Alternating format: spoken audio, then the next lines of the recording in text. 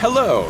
When I last left you, I was sitting right over here, right over there along the river. I have since moved approximately 10 to 20 feet across this grassy median over to what appears to be an outdoor gym sponsored by Herbalife, where people are working out back here. And there's also kids that are playing on the equipment.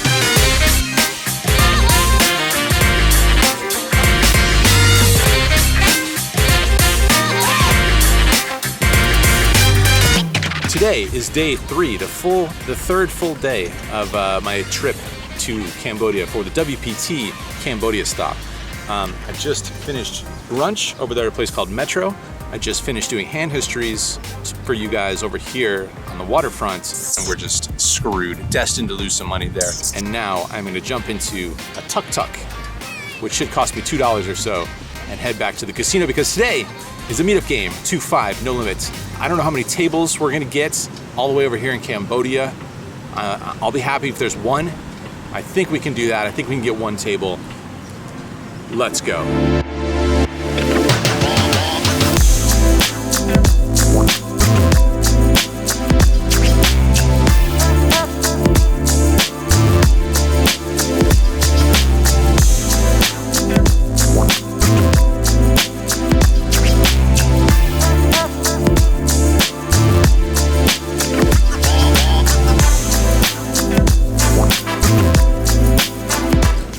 All right guys, meetup game is underway right back here. We have, I want to say 3 tables up and running, possibly even 4. So just an incredible scene, incredible moment really.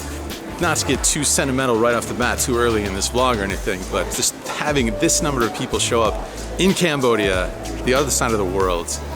Obviously it's going to be a smaller turnout than normal, but just incredible that, you know, like I said, to get one table is amazing. To get several tables. All right, I'm gonna get in there. We've already got some hands. I'll report back in a little while. I'm gonna hang out with these guys and then, yeah, some poker hands to come.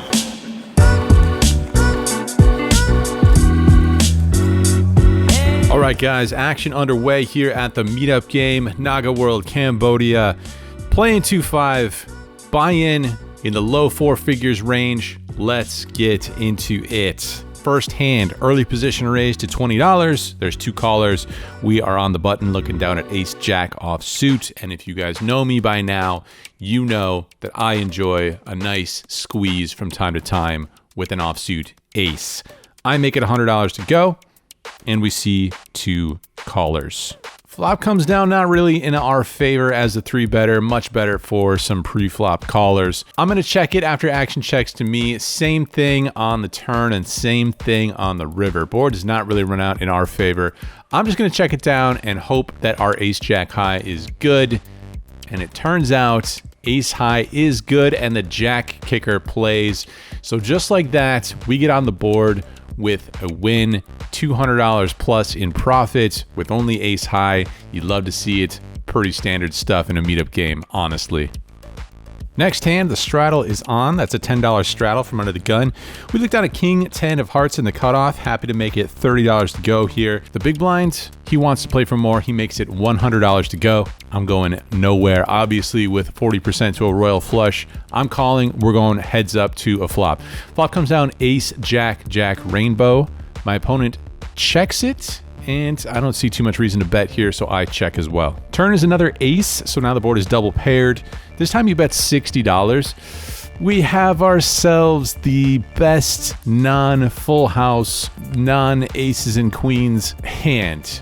That's right, we have king high. So I'm going nowhere. I make the call, and we're off to a river card, which is a king. We upgrade from aces and jacks to aces and kings. My opponent checks it. I don't think there's too much value to be found here from any worse holdings, so I happily check it back. And my opponent announces that he's playing the board.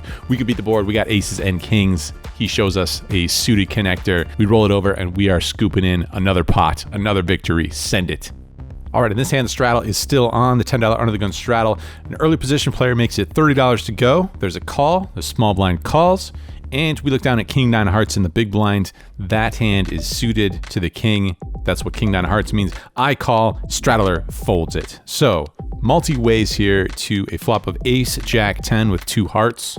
We flop ourselves nut flush draw plus gutter ball. Action checks all the way around here, and we get to see a free turn card, which unfortunately does not improve us. It's an offsuit 7. This time the small blind leads for $60. I think briefly about putting in a raise here since we do have a blocker to a straight and we have good equity when called, but I decide to flat call in position versus the small blind. However, things get really interesting now when the initial raiser decides to put in a raise on this street, making it $260 to go. The small blind calls, and now we are getting a pretty reasonable price here to continue with a nut flush draw and also the gutter to Broadway. Don't think we can go anywhere here, even though it's getting pretty expensive. I'm gonna have to make the call here, try and improve on the river. There's potentially some implied odds when we make our hand as well.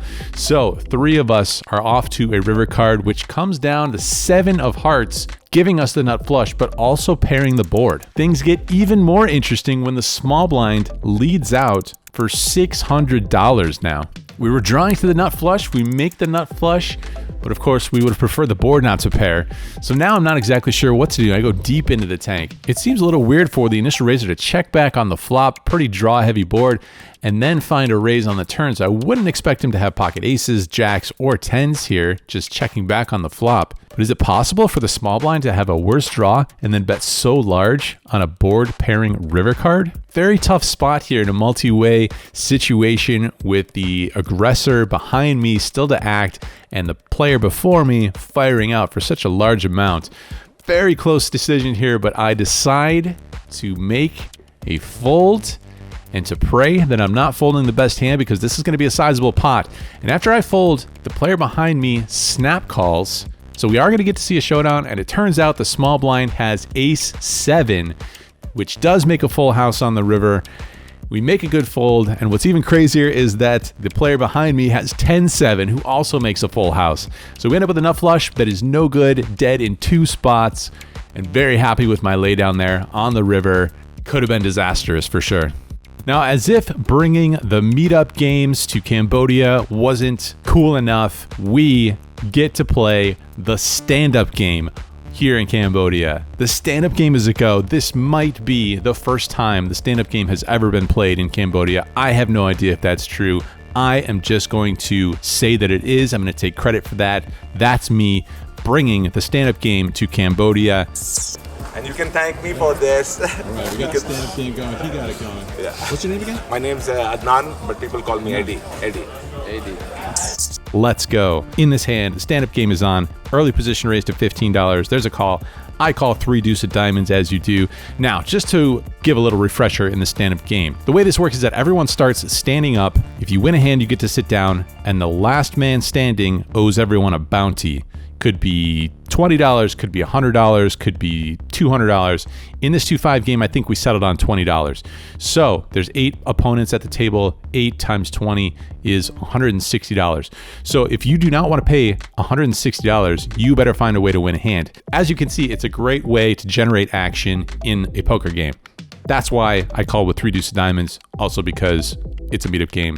Also because I don't like folding. There's 2 more calls behind me, so massively multi-way to a flop of ace 3 deuce with 2 clubs, giving us bottom 2 pair. There's 3 checks. I'm gonna bet it here. I bet $75, and there is 1 caller in position. Turn is a jack of clubs. Possible front door flush arrives right away. I'm gonna check it now, and my opponent bets $140. Don't think we can go anywhere. We could still have the best hand, and we can improve versus those possible flushes. River does not improve us, though. It is an offsuit king. I check, and my opponent bets $320 now. Not really sure what I can beat at this point. This would be pretty bold of my opponent to bet this size on a bluff, turning a hand like ace 4 perhaps into a bluff. Not sure how often that's going to be the case, but he could just take that hand to showdown. So I'm going to begrudgingly fold my flop 2 pair. I let it go, and my opponent shows us king deuce of clubs for the nut flush. All right, still in the middle of the stand-up game here. There's an under-the-gun limper, and we look down at 9-8 of spades. Definitely looking to raise this up. I make it some amount of money, and only that limper calls. Heads up to a flop which comes down ace 4-4. He checks it over me. Definitely a good flop to c-bet here. Tough for my opponent to have improved on an ace-high board. He checks, I bet 15. We can ramp up the pressure a little bit more on later streets. No need to bet too big just yet. My opponent makes the call. Turn is the 5 of diamonds, second diamond. He checks, and this time, as described, I'm going to bet a little bit more now. I bet $60.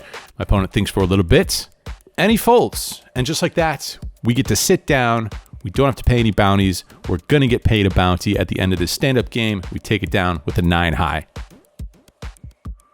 Just to put some closure on this stand-up game, this is the last hand. I open up the 10-7 of hearts for $20, and the button calls before the small blind puts in a 3-bet to $105. I think it over here. I'm in position versus this wager, but 10-7 is a little bit too gapped, even though it is nicely suited. I decide to let it go. Action folds through behind me, and unfortunately, that's going to leave my man Louis in a favorable shirt as the last man standing who has to pay everybody $20. I think I should have defended his honor, especially since he was wearing that favorable shirt to the meetup game in Cambodia. My bad, Louis. All right, moving on to a new table now, and we got ourselves the King 8 of clubs, middle-ish position, coming in for a raise for sure. I make it $20 to go, and we see 3 callers. So 4 ways to a flop, which gives us an open-ender plus a backdoor flush draw plus 2 overcards. 7, 6, 5, 2 spades, 1 club. Action checks to me on I bet half pot, $40 with pretty good equity. And right away, the player on my immediate left puts in a raise, but it's a small raise. He makes it $85 to go. 2 other players fold, and it's back to me. Obviously, we're not going to fold here. We don't want to re-raise because if we open the betting again and say he has a strong hand like a straight or even a set, and he puts in another raise, then I'm not too sure how much we want to pump into this pot with just an open-ender on a 2 spade board. So I make the call here, and we go heads up to a turn, which adds the backdoor flush for us on the 10 of clubs. I check, and this time my opponent bets $125. We've got ourselves, again, a very easy call here. We could put in a raise, I think, on this street and make it a big raise, maybe even check raise all in, because we do have an 8, and it is a blocker to the straight, and perhaps if my opponent had a very strong hand, maybe he would bet more than this on a 2 flush, very connected board. But I go ahead and flat call, which is very reasonable. We're off to a river card, and I want you guys to do 2 things. I want you guys to visualize what could possibly be the most favorable river card, and then after you've done that, I want you to click the like button in order to conjure that card here in Cambodia. Ready? On the count of 3. 1, 2, 3. You did it. You clicked the like button. You guys found the ace of clubs on the river, which gives us the nuts, backdoor style. Now, the question is, lead out or check to my opponent? And in hindsight, thinking, I like a check. My opponent is usually going to have one of 2 things. He's going to have a flopped, very strong hand, such as 2 pair or a set or a straight. And in those instances, he's probably going to want to bet this river card. I don't think he's going to want to just check back and miss some value with any of those holdings. The other most likely possibility is that he himself has a missed spade draw or some sort of missed combo draw on the flop, in which case there's no value to be found by leading out versus that hand class. He's going to want to try and bluff at it some percentage of the time on the river when we check to him. So again, it makes sense to check. The only hand class that might check back would be a hand such as pocket 9s, maybe even pocket jacks, that doesn't like this ace on the river or the backdoor clubs and might check that hand back. But that's a pretty small subsection of hands, and I think checking would be the play. However, in the moment, I got too excited that I ended up with the nuts here on this board, and there are some draws that missed on the flop. So I go ahead and lead out for $425, hoping that my opponent can talk himself into a call versus a potential missed draw. He does even better than that. He decides he's going to go for maximum value with whatever he has. He declares all in, which doesn't leave us with too difficult of a decision considering we have the nuts. We toss in the money, we show him the bad news instantly, roll it over right away, and my opponent rolls over his very disappointed pocket 6s for that flopped set. The all-in amount is for all my chips, which amounts to $953. So we've got ourselves a pot of over $2,000 coming our way here at the meetup game. In this next hand, there's an early position raised to $20. There's 2 callers, and we look down at ace-10 offsuit in the big blind. Could definitely complete here, but that's not as fun as 3-bet squeezing. So I'm going to do it. I'm going to go for it. I make it $130 to go. The initial raiser calls, and the other 2 players call as well. So a very unsuccessful squeeze attempt, and 4 ways we go to a flop of Queen, Jack, 8, Rainbow. I'm first to act here, and on this board, on this flop, and definitely possible to have connected with the caller's ranges, at least one of them, I'm going to check it. Player on my left does not check it. He bets to the tune of $125. Folds over to me, happy that this is a pretty reasonable price to draw to our double gutter here. I toss in the call. Heads up to a turn card, which is the 8 of spades, which pairs the board and brings a potential backdoor flush draw. Definitely not my favorite card to see here. I check it, and my opponent starts assembling a bet. I'm thinking not good thoughts here about the developments. After my opponent bets somewhere around $250, I snap fold. And my opponent is none too pleased with that. This is the same opponent who had the pocket 6s in the previous hand. And he voices his displeasure as he shows pocket 8s, 4 quads, which does not get as much action as he might have dreamt it would. One more hand here on this same table where the hijack brings it in for a raise of $20. The cutoff calls, we've got ourselves pocket 5s on the button. Of course, we're making the call. Small blind calls as well before the big blind puts in a big 3-bet up to $175. The hijack, undeterred, makes the call. Cutoff folds over to us. I actually thought it was 125 in the moment, but for 175, I'm not sure it would make much of a difference. I'd probably be in there anyway. It's a meetup game after all. So I call, and the small blind gets out of the way. So 3 of us heading to a flop, which comes down pretty safe looking. 7-7 deuce Rainbow. Big blind is not in the mood for a down bet. He goes ahead and fires out for $300. The hijack gets out of the way, and it's over to us. I think with pocket 5s on this flop, I think we might be a little bit exploitable. Not that matters in a meetup game in Cambodia, but it just feels a little bit too weak to find a fold here on this dry of a board. So I make the call, looking to see what happens on later streets, and the turn comes down the 8 of clubs. My opponent wants to see how much money I have in my stack. I give him a glimpse, I show him the $500 chip, and he decides he wants to fire out another large wager. I'm not exactly sure if it was all in. Don't think it was less than $1,000 though, so it was essentially a pot committing all in wager. And I don't think we can continue with our pocket 5s and just call down and hope that they're good. So I let it go begrudgingly, and I announce that this man is fearless, and he tells me that he has pocket kings. He doesn't show it though. So we're left a little bit unsure, but we do have to give some money back here in this hand as the meetup game wraps up. I make my way over to one last table. It's a 1-3 table. There weren't too many interesting hands that went down from my perspective on this table. Most importantly, we got a good round of beers. We got a good cheers in there with the guys. It's such an awesome mix of players in the player pool. People come from lots of nearby Asian countries. We got some Americans, we got some Canadians in the mix. Really fun group of people and an awesome meetup game experience. All right, guys, the meetup game, the poker portion of the meetup game is a wrap. Hanging out back here where there's a pretty cool gathering. This is where the poker room usually is. As you can see, there are a bunch of poker tables that are currently roped off. Pretty cool, different kind of a scene down here compared to where the WPT tournament is happening. The gathering, as you can see, is forming. Fun meetup game for sure. Definitely some interesting hands there. Ended up breaking very much even. Was down in the early parts, even shot up. Had that all-in situation with the King 8 of clubs that worked out very much in my favor.